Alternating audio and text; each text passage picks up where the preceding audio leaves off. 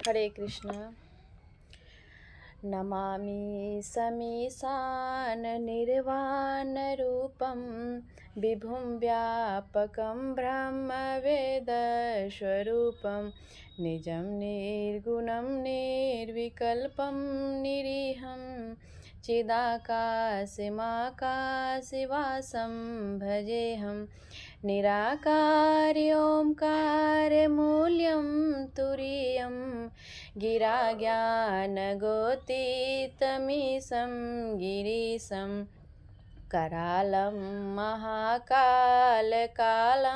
कृपालं गुणागार संसारे पारं नतोऽहं तुषाराद्रिशङ्काशिगौरं गम्भीरं मनोभूतकोटिप्रभाश्रीशरीरं स्फुरन्नमौलिकल्लोलिनी चारुगङ्गा लसभालवालेन्दुकण्ठे भुजङ्गा चलत्कुण्डलं भ्रूसुनेत्रं विशालं परशानाननं नीलकण्ठं दयालं मृगाधीशचर्माम्बरमूण्डमालं प्रियं शङ्करं सर्वनाथं भजामि प्रचण्डां प्रकृष्टं प्रगल्भं परेशम् अखण्डम् अजं भानुकोटिप्रकाशं त्रयशूलनिर्मूलनं शूलपाणिं भजेऽहं भवानीपतिं भाव्यगम्यं कलातीतकल्याणकल्पान्तकारी सदा सच्चिदानन्ददाता पुरारी चिदानन्दसन्दोहमोहापहारी प्रसीद प्रसीद प्रभो मन्मथारी न यावतु मानाथ पादारविन्दं भजन्ति लोके परे वा नरानं न तावत् सुखं शान्ति सन्तापनाशं प्रसीद प्रभो सर्वभूतादिवासम्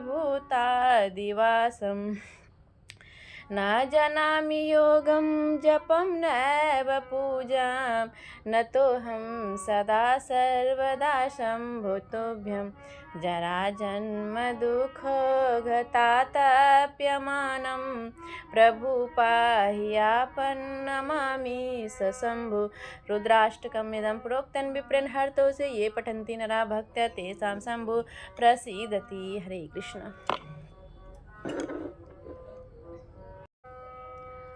आज 8वां अध्याय ब्रह्मा का अभिमान भंग। नंदीकेश्वर बोले, महादेव जी ब्रह्मा जी के छल पर अत्यंत क्रोधित हुए। उन्होंने अपने त्रिनेत्र तीसरा आंख से भैरव को प्रकट किया और उन्हें आज्ञा दी कि वह तलवार से ब्रह्मा जी को दंड दे। आज्ञा पाते ही भैरव जी ने ब्रह्मा जी के बाल पकड़ लिए और उनका पांचवा सिर काट दिया। ब्रह्मा जी डर के मारे कांपने लगे। उन्होंने भैरव के चरण पकड़ लिए तथा क्षमा मांगने लगे। इसे देखकर विष्णु जी ने भगवान शिव से प्रार्थना की कि आपकी कृपा से ही ब्रह्मा जी को पांचवा सिर मिला था, अतः आप इन्हें क्षमा कर दें। तब शिव जी की आज्ञा पाकर ब्रह्मा को भैरव ने छोड़ दिया। शिव जी ने कहा, तुमने प्रतिष्ठा और ईश्वर तत्व को दिखाने के लिए छल किया है, इसीलिए मैं तुम्हें शाप देता हूँ कि तुम सत्कार, स्थान व उत्सव से विहीन रहोगे। हरे बोल। हरे कृष्ण। विहीन रहोगे। ब्रह्मा जी को अपनी गलती का पछतावा हो चुका था। उन्होंने शिव जी के चरण पकड़कर क्षमा मांगी और निवेदन किया कि उनका पांचवा सिर पुनः प्रदान करें। महादेव जी ने कहा कि जगत की स्थिति को बिगड़ने से बचाने के लिए पापी को दंड अवश्य देना चाहिए ताकि लोक मर्यादा बनी रहे। मैं तुम्हें वरदान देता हूँ कि तुम गणों के आचार्य कहलाओगे और तुम्हारे बिना यज्ञ पूर्ण ना होंगे।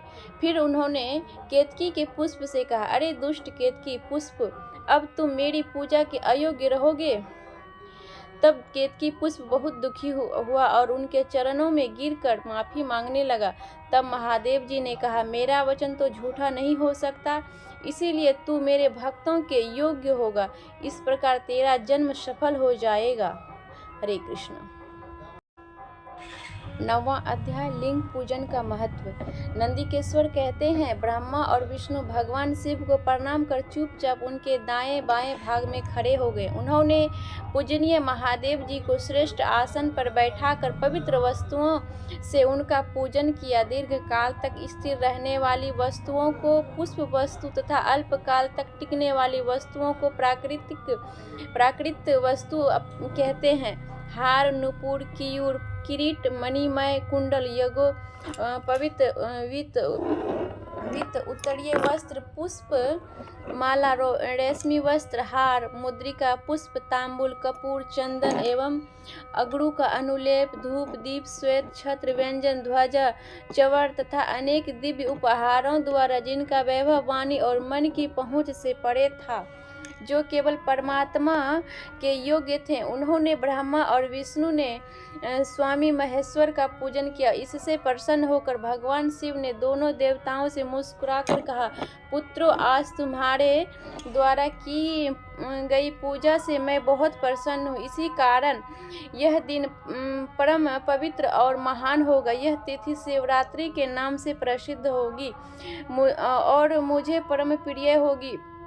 इस दिन जो मनुष्य मेरे लिंग अर्थात निराकार रूप की या मेरी मूर्ति अर्थात साकार रूप की दिन रात निराहार रहकर अपनी शक्ति के अनुसार निश्चल भाव से यथोचित पूजा करेगा, वह मेरा परम प्रिय भक्त होगा। मेरे पूरे वर्ष भर निरंतर मेरी पूजा करने पर जो फल मिलता है, वह फल शिवरात्रि को मेरा पूजन करके मनुष्य तत्काल प्राप्त कर लेता है।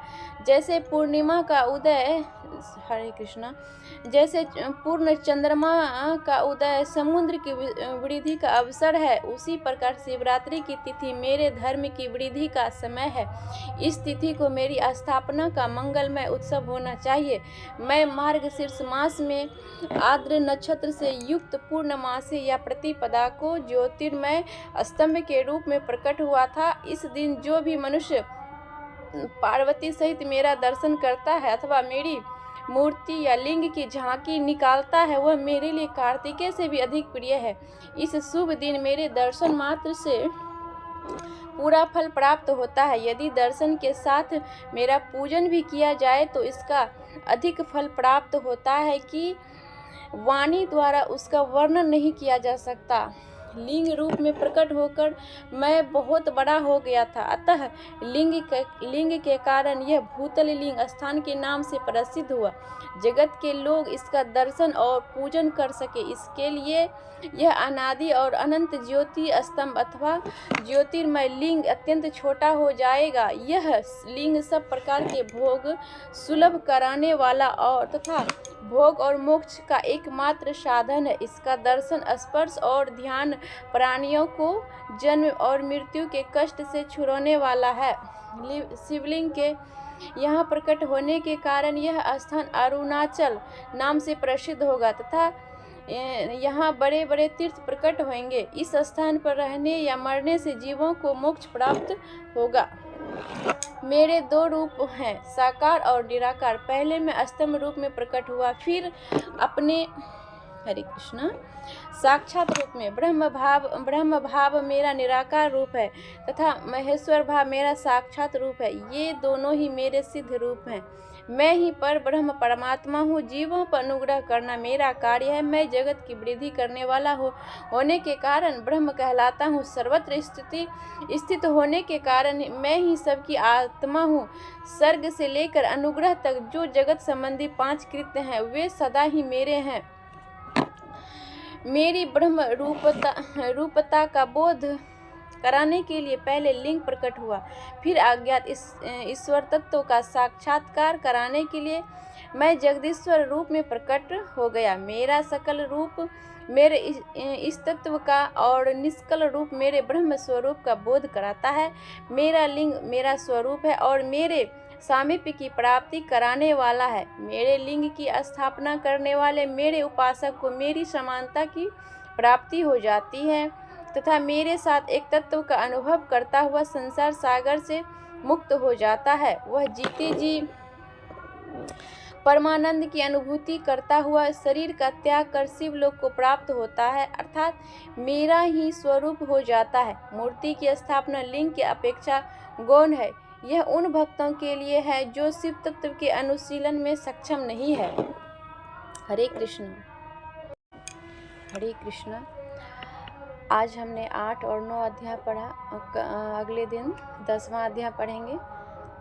टॉपिक रहेगा प्रणव एवं पंचाक्षर मंत्र की महत्ता, जो कि बहुत ही महत्वपूर्ण है। हरे कृष्ण। अवश्य सुनेंगे आप लोग। हरे कृष्ण। हरे कृष्ण कृष्ण कृष्ण हरे हरे, हरे राम राम राम हरे हरे। हरे कृष्ण कृष्ण कृष्ण हरे हरे, हरे राम राम राम हरे हरे। हरे कृष्ण कृष्ण कृष्ण हरे हरे, हरे राम राम राम हरे हरे।